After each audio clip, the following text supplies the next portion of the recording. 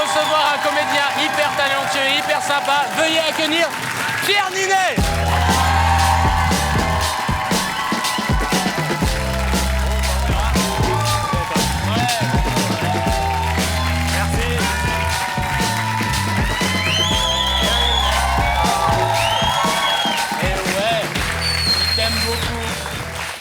Merci Pierre d'avoir accepté l'invitation, je suis trop content. Avec grand plaisir. Ah bah c'est super. Alors je précise que t'es hyper sympa parce qu'en fait...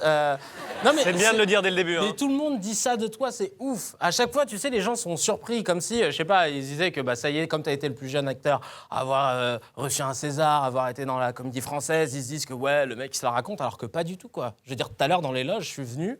Je t'ai tendu la main, tu m'as serré la main. Enfin, c'est un truc de dingue. Non, mais c'est des trucs de Marlowe. Ouais, c'est des trucs de fou. Donc, t'es à l'affiche de La promesse de l'aube d'Éric Barbier, adapté du livre de Romain Gary. Putain, ça me rappelle tellement les années lycée, ça, Romain Gary. Bah ouais, tu l'avais lu, toi, déjà ? Ouais, je l'avais lu au lycée, exactement. C'est vrai, tu t'en souviens ? Et t'avais kiffé, déjà ? J'avais kiffé, c'était un des premiers livres que je kiffais vraiment dans ma vie, quoi. J'étais pas un très gros lecteur, je vous le cache pas. Moi, c'était L'Assommoir de Zola que j'avais lu et j'avais kiffé aussi. Ouais. Mais parce qu'en fait, je devais rendre un truc pour le lendemain, je l'ai lu toute la nuit et ça m'a marqué, ça aide en fait la pression. Bien sûr. Et le film est incroyable, j'ai eu la chance de le voir un dimanche matin à 10h. Donc pour regarder un film et ne pas s'endormir un dimanche matin à 10h, c'est que le film est vraiment bon. C'est un bon test. Ah oui. Et Romain Gary a une vie de ouf. Tu peux nous pitcher le film en 2 lignes ? Ouais, alors très, très rapidement, bon, c'est un livre très riche, mais voilà, c'est un film où on s'est concentré sur ce lien incroyable, fusionnel, toxique, créateur, hors norme entre une mère et son fils. C'est une histoire d'amour entre deux et on comprend comment elle a eu des rêves surdimensionnés pour lui dès qu'il était enfant et comment il va essayer d'accomplir cette destinée complètement dingue. Et c'est ce qu'il a fait dans sa vie. Il a eu une vie d'un Indiana Jones moderne, quoi. C'est clair. Bon, c'était 8 lignes, mais c'était nickel. J'ai fait ce que j'ai pu. Non, mais franchement, dans le film, en plus, on apprend que Romain Gary était aviateur. Pendant la Résistance, il combattait les nazis le jour et il écrivait ses romans la nuit. Ouais. C'est un truc de dingue. Enfin, moi, quand je dois écrire un sketch et faire les courses, il me faut 3 semaines pour me motiver. Tu vois. Ouais. Et il a reçu 2 fois le prix Goncourt sous 2 pseudos différents, Romain Gary et Émile Ajar. Et c'est fou cette histoire parce que le mec change tout le temps de pseudo. Et pourquoi d'ailleurs il a choisi Gary comme pseudo, tu sais Gary, il choisissait souvent des pseudos autour du feu et de la flamme. Et Gary en russe, il y avait un rapport avec le feu. Et après, toute sa vie, il s'est mis en scène comme ça. C'est extraordinaire. Dès que tu ouvres un tiroir dans la vie de Romain Gary, tu te dis, OK, ça y est, j'ai compris un truc. Il y a un autre tiroir toujours dedans. Tu te dis, OK, d'accord. Donc en fait, ça, c'est pas lui. Il faisait croire que c'était lui. Et on comprend dans le film que sa mère lui a transmis ça, le goût du drame, le goût de la mise en scène. Ouais, complètement. Ouais. Et c'est vrai que d'ailleurs, on le voit avec Charles Gainsbourg, qui était excellent dans le film. Très surprenante. Surprenante. Avec une vie comme ça, je suis sûr qu'il devait avoir un comportement chelou. T'as pas eu une anecdote à nous raconter par rapport au personnage ? Alors Gary a eu beaucoup de comportements chelou. assez extrêmes, assez dingues. En fait, voilà, les 2 personnages sont dingues parce que je pense que dans la réalité et dans le film, c'est des personnages tellement extrêmes dans tout que ça en fait des grands personnages de cinéma, quoi. Et Gary, il en a des milliards d'anecdotes. Il a été avec Gene Seberg. Ouais. Il était avec Gene Seberg. Alors nous, le film se passe avant, mais par exemple, il y a un truc marrant sur Gary où que moi je trouve raconte bien la folie et à quel point il était fêlé et en même temps absolument génial. Il a appris que Gene Seberg avait un flirt, une aventure avec Clint Eastwood dans les années 60 sur le tournage d'un film à Los Angeles.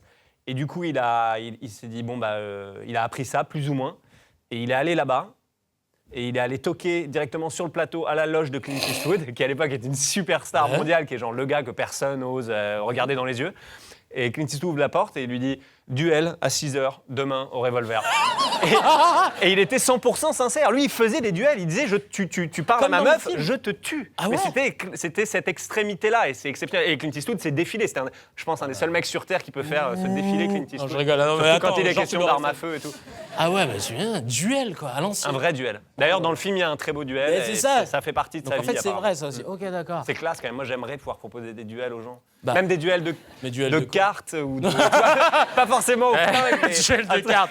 Prends un as de pique et on y va. T'as fait une préparation particulière pour le rôle ?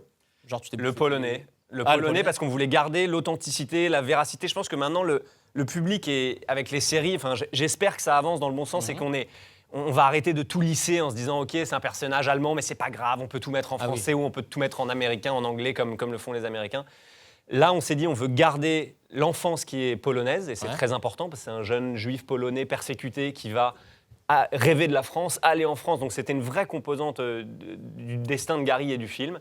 Et du coup, Charlotte, elle a fait 5 mois de polonais. Moi, j'en avais un peu moins, mais on a passé beaucoup de temps avec des coachs polonais. Ouais.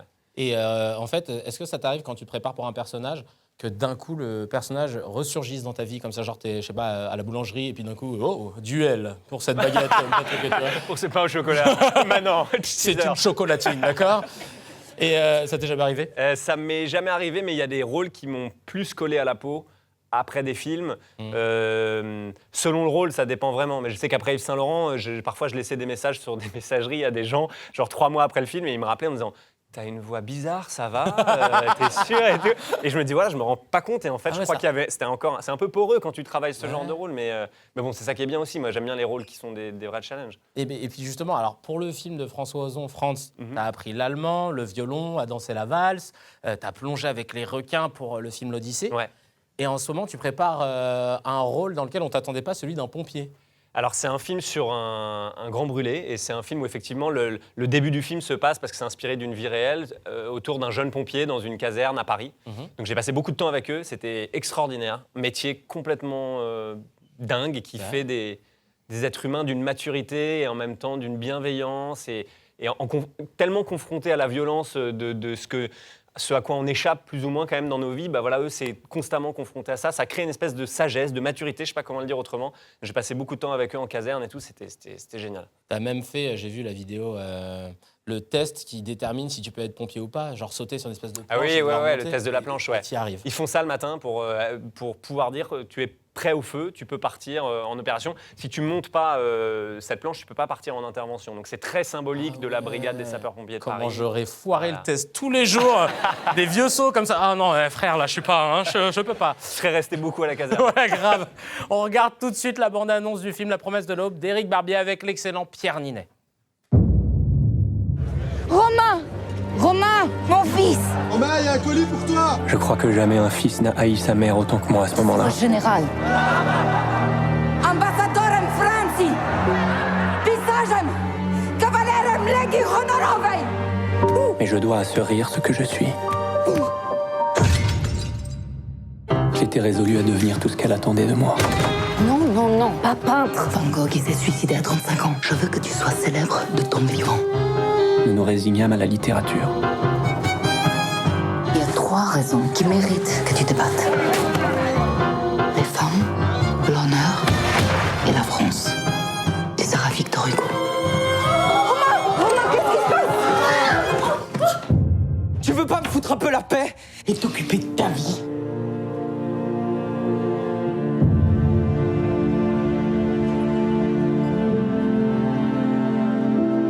L'idée que ma mère pût mourir avant que j'aie accompli tout ce qu'elle attendait de moi m'était intolérable. Il fallait que je devienne un génie de la littérature française en écrivant un chef-d'œuvre immortel. Je me fis la promesse de donner un sens à son sacrifice, d'être digne d'elle. J'allais consacrer ma vie à cette tâche. Ça fait des mois que tu n'as rien écrit. Ça veut rien dire, ça veut dire qu'il y a la guerre. Ça veut dire que je peux pas faire autre chose, que je fais ce que tu m'as demandé. Je suis malade.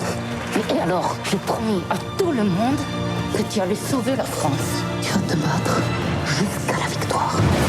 Et je t'interdis de mourir. Rolex! Rolex! Mais sans doute n'est-il pas permis d'aimer un seul être à ce point, fût-il votre mère.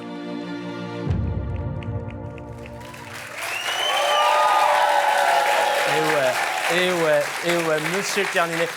On voit rapidement Didier Bourdon dans la bande-annonce et moi je suis fan de lui depuis Les Inconnus. T'étais content de le croiser? J'étais super content. Alors, je ne l'ai pas croisé parce qu'on n'avait pas de scène ensemble, mais je Oui, trouvais. c'est vrai, c'était le je trouvais- ouais, revois vraiment les films, s'il te plaît. Je trouvais ça. Tu me fais Non, un mais je plaisir. l'ai vu, Non, hein, visuel- Non, j'étais super content parce qu'il faut découvrir le film, mais c'est un rôle vraiment tragicomique, quoi. Ouais. C'est vraiment un rôle où à la fois il joue un acteur drôle parce que complètement maladroit et en même temps un côté à côté de la plaque parce que alcoolique. Je suis en train de spoiler tout le film, Oui, vas-y. C'est génial. Non, mais il a un rôle, un truc tragicomique qui d'un coup lui va super bien et dans lequel on ne le voit pas souvent. Donc... Exactement. Non, mais quand je voulais dire croiser, c'était à l'avant-première. Ouais. Qui n'a pas encore eu lieu. À l'heure où on parle. Moi, non, parce que moi, c'est mon rêve de jouer avec Bourdon. J'étais obligé d'en parler et de chanter avec Larousseau. Et j'ai des rêves accessibles, ça va. D'accord. Et est-ce que toi, t'as un acteur comme ça de rêve avec qui t'aimerais jouer? Ou alors, t'as déjà réalisé ton rêve, je sais pas. J'ai toujours un rêve en stock, il n'y a pas de souci. Par exemple, moi j'ai grandi avec DiCaprio et c'est vrai que j'aime beaucoup ses choix de carrière, je trouve ça très intéressant. La façon dont il a surpris aussi les gens, je pense après Titanic, pour parler du parcours global, mais voilà, on s'attendait un peu à un bel âtre, jeune premier de ça, et puis d'un coup il a dit ouais, mais non, mais je peux faire Shutter Island et je peux faire Loup Wall Street. Il y a eu quand même pas mal de temps entre Titanic et Shutter Island. Mais un petit peu, ouais. Mais j'ai beaucoup dormi. Hein. Oui, voilà, c'est ça. J'ai mon pote que Marc, que tu connais peut-être, qui m'a dit qu'il avait joué contre toi au basket et que tu lui avais mis une raclée. Et je suis jaloux parce qu'en fait, le mec peut tout faire, tu vois. Et toi, c'est qui ton joueur préféré en basket? Tu suis un peu? Je regarde beaucoup la NBA, ouais. Ah, putain, moi Gros problème d'horaire, du coup. Ah, c'est relou, du coup, ça. coucher vers 5h. Exactement. Minimum. Je sais que tu adores James Harden. Oui, Évidemment. mon joueur J'ai bien préféré. suivi The Beard. The Beard. Très, très relou, le gars. Moi, je le déteste. Donc, ça va pas possibilité de duel, encore une fois. Non, mais je le trouve un Vas-y, peu dis-lui arrogant. en face. Waouh, ça met la pression d'un coup. Dis-lui en face. Je le voyais un peu plus grand, mais ça met quand même la pression. Non, j'aime bien ce que tu fais, mais je te trouve un tout petit peu arrogant sur la façon d'être en règle générale. Et tu vois, regarde. Il s'en va. Regarde comment il se barre. Non, mais. Non, moi, mon joueur préféré, Ouais. Kyrie Irving, j'aime beaucoup. Ouais. Steph Curry, parce qu'il révolutionne un peu le jeu. C'est vrai. Voilà, je pense que ça parle à beaucoup de gens. Je suis ravi. Oui, vraiment. bah, tu vois que tout le monde est avec nous là sur cette conversation. Et toi, quand tu étais plus jeune, tu voulais faire quoi? Basketteur, j'aurais adoré. Ouais. J'ai vraiment voulu être pilote d'avion. Ah, Bah voilà, t'as voilà, réalisé mais ton vous rêve, du coup. comprenez pourquoi je fais des films maintenant. Ah bah ouais. Pompier, pilote d'avion. Mais pilote d'avion, j'ai découvert assez rapidement que j'étais myope, daltonien et nul en maths. Les trois Ouais, donc, comme ça. ont on- évacué le rêve assez rapidement. Alors, tu me dis si je me trompe, et tu arrêtes James Harden s'il se trompe. Bien sûr. Ton père est prof à la FEMIS, Il l'était, Il était. prof à la FEMIS. Sciences Po aussi, Oui, tout à fait. Normal Sup. Oui, il a été, ouais. Et ta mère était prof d'art plastique, Oui, ça c'est vrai. ouais, Auteur d'ouvrages de loisirs créatifs, tout à fait. ok. Bien Et tu as reconnu. même appris la poterie dans son atelier avec tes sœurs. C'est C'est vrai? correct, c'est Mais- très bien vu, c'est très bien vu, c'est de bonne recherche. T'as eu une enfance ghetto, toi. De ouf. Et De tu ouf. crois que tu étais destiné à être comédien ou alors t'as choisi? Voilà, la question, elle est métaphysique presque. En fait, Ouais. si on Bah, réfléchit si tu veux, je bien. te laisse une feuille. Ouais, un ça stylo. marche, c'est parti. Non, c'est une très bonne question, mais moi je pense que l'éducation en règle générale fait beaucoup et que j'ai eu la chance de grandir dans un univers créatif. Après, j'ai eu la chance aussi d'avoir une famille qui m'a jamais poussé à rien faire. On m'a jamais dit regarde ce truc, ce cours de théâtre et tout. C'est moi qui y suis allé naturellement. Pas comme du coup la mère de Romain Gary dans le film. Ouais, contrairement à la mère de Romain Gary. Ouais. Et à l'école, toi, rien à voir, mais c'était quoi les vannes qu'on t'a faites sur ton nom de famille? Toi, c'était quoi? Razi? Razi Moquette, Pain Razi, Ah oui. Raziste, ouais. ouais. Ouais. Toi, c'était Pas un quoi? Razi, j'aimais bien. Si je dois en choisir une, Oui, oui, vraiment. oui. Moi, j'aimais Minet un peu, tu vois. Ah, ça va pour Ouais, toi? Pierre Minet. Pas trop de... Non, il y a des potes qui m'appellent Ninette. Je suis pas fan. Si vous pouvez arrêter, c'est cool. Moi, j'en ai une. J'en profite. Ah, J'en ai une. Je sais Niné, ni quelque chose. pas. Non, non, non. Ah. Watch me whip. Watch Ah me oui, Niné. Niné. Watch me whip. Bien whip. sûr. Watch me Niné. Bien sûr. Kevin Razi, 4 ans. Très bien. Toi aussi, t'as deux grandes sœurs? Oui, toi aussi? Ben oui, Eh. je suis le petit dernier. Et est-ce que toi aussi, elle testait des mélanges de vernis à ongles sur tes doigts et tout? Énormément de Toi maquillage, aussi? énormément de vernis. Putain, merci, parce que j'avais peur d'être le seul. Non, non, Oh là t'inquiète, là. t'inquiète, représente. Quand tu as 25 ans, que tu as un César, que tu as la Comédie Française, tu fais quoi après? Tu rêves de quoi? Plein de trucs. Là, j'ai monté ma boîte de production. J'ai envie de pouvoir accompagner des projets depuis le début, produire des projets à moi, produire des projets de gens que j'admire, que j'aime. Voilà, donc j'ai toujours envie de faire ça et je trouve ça intéressant. Et puis écrire, et puis peut-être réaliser un film d'ici un an et demi, un film que je finis d'écrire là. Et ça te plairait de partir aux États-Unis, comme beaucoup d'acteurs, tenter l'aventure Quinry? Écoute, pour ce qui est de l'aventure, Quinry, j'y suis allé plusieurs fois. J'ai des agents là-bas avec qui ça se passe très bien. Après, c'est vrai que dans un premier temps, j'étais un peu dans cette énergie-là de me dire il y a des films tellement incroyables, des cinéastes tellement incroyables, une industrie tellement folle que j'étais vachement attiré. J'y suis allé 3-4 fois. On t'avait pas casté pour Spider-Man? Non, enfin, c'est ça a du mytho. été une Si. rumeur transformée, mais non, mes agents m'ont proposé de J'ai passer vu le Spider-Man. casting. Ah d'accord. Oui, j'ai vu le film. Ce truc à peine transformé. d'accord. Ah oui, on on m'a t'a proposé de passer le casting et j'ai dit pourquoi pas. J'étais un gros fan des films de Sam Raimi avec Tobey Maguire et tout, et puis des comics. Et il m'a dit voilà, et si t'es pris, tu signes et t'es bloqué à peu près sur 6 ans. Genre D'accord. bloqué, c'est-à-dire que tu peux faire que ce film-là? Bah, c'est-à-dire qu'à chaque moment, ils ont besoin de toi, tu dois tourner. S'il y a des suites merdiques pendant 10 ans, tu les fais. Ouais. S'il y a une promo... Une promo que tu n'as pas envie de faire, t'y tu vas. l'as fait. Ah ouais. Voilà. Là, d'accord. Non, donc c'était très contraignant. Et c'est vrai que moi, je rêvais un peu de cinéma, de théâtre.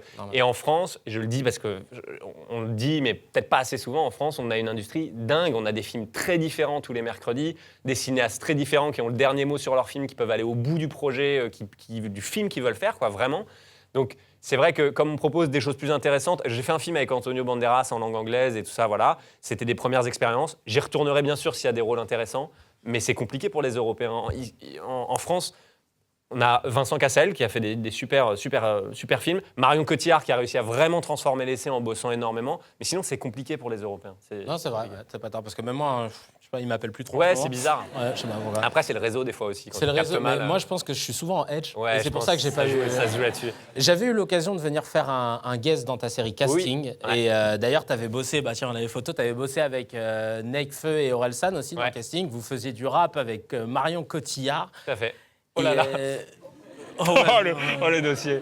Et d'ailleurs, là, en bas, on voit pas, mais c'est parce que si le truc gris, chelou, en fait, c'est juste que la veste ne fermait pas. Donc, en fait, c'était le t-shirt que j'avais en Le dessous. pire GIGN. Ils arrivent, tu leur dis non, ça va en fait. Ouais, grave, on tout va se va bien. démerder. C'est clair, c'était trop ça. Dis-moi, du coup, là, je parlais du rap Cotillard, etc. Je voulais Ouais. savoir, est-ce que toi, par hasard, tu peux rapper, toi? Très mal. Je peux rapper très mal en imitant un son de Orelsan ou de Nekfeu, que j'avais eu le plaisir de recevoir. Non, par contre, on a fait un rap avec Cotillard, et du coup, Ouais. celui-là, je l'ai mémorisé parce que c'était celui de Nekfeu, et Marion l'a appris, donc on a eu des séances de répétition. Et du coup, toi, tu le connais, celui-là? Je le connais vite fait, je te sens venir, c'est l'horreur. c'est la merde. Non, mais qu'est-ce que t'en penses, James? On lui demande? Est-ce que ça te dirait de nous faire une démonstration? Non. Je sens que je vais être pris en étau. Non, mais je te Alors, t'aide, je veux un t'aide. beatbox, parce que je veux du beatbox de James Oh, Harden. de ok, toi, mais bon, ok, donc... Tu peux me faire un petit beatbox? Vas-y, ok, c'est parti. Peut-être que les mecs te mentent et non, y a pas que les vêtements. Je ne pense pas que les rêves de grands me correspondent honnêtement. Des centaines de kilomètres de gens dehors, j'aimerais qu'on les mette devant. Ceux qui respectent le règlement ne le respectent pas correctement. J'éclate des portes pendant que tu grattes des clopes à Gare du Nord. Regarde dehors, même mon garde du corps, un garde du corps. Oh Pierre Ninet, mesdames et messieurs! Bravo! Alors là, bravo! Du beatbox, Bravo. du beatbox. Non, bravo. Oh là là là. Merci beaucoup Pierre Ninet. Je rappelle que Merci La à vous. promesse de l'aube sort mercredi 20 décembre. Allez-y, il est génial. Et nous, on se retrouve très bientôt pour un autre rendez-vous. Merci à vous.